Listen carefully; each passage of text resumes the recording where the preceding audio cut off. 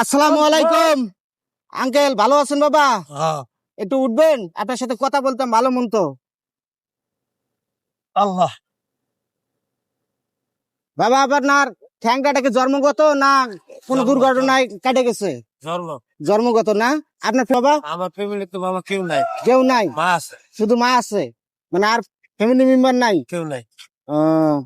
তাহলে আপনি মানে ভিক্ষা করেন নাকি? হ্যাঁ, হ্যাঁ। যেটা বিয়ে শাদী করেন না? বিয়ে শাদী না, করেন না? বিয়ে শাদী করছি না।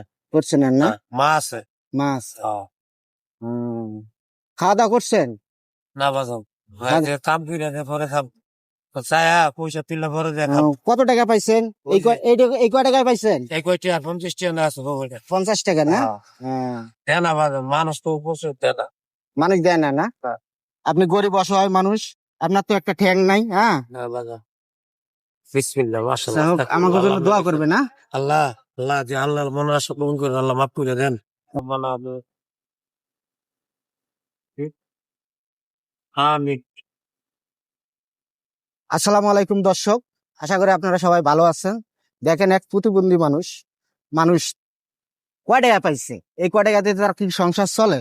তা আপনারা যদি এ ধরনের মানুষকে যদি সহযোগিতা না করেন, তাহলে কাকে সহযোগিতা করবে?